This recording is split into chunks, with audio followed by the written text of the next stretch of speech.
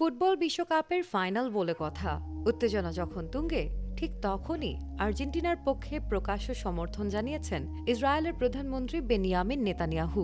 আর্জেন্টিনার president Javier মিলেইর সঙ্গে নিজের গভীর বন্ধুত্বের কথা উল্লেখ করে তিনি জানিয়েছেন, শুধু তিনিই নিজেই নন, ইসরায়েলের বেশিরভাগ মানুষই ফাইনালে আর্জেন্টিনার পক্ষেই থাকবেন।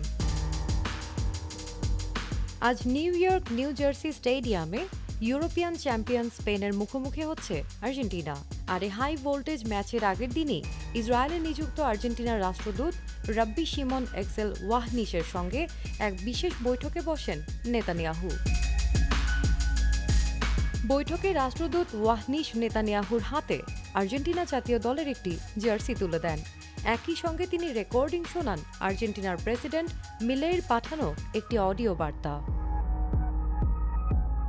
বন্ধুর এমন বার্তার জবাবে নেতানিয়াহু শুভকামনা জানিয়েছেন আর্জেন্টিনাকে। আর্জেন্টিনা ও ইসরায়েলের বর্তমান সরকারের মধ্যে ঘনিষ্ঠ সম্পর্কের প্রতিফলন অবশ্য আগেও দেখা গেছে।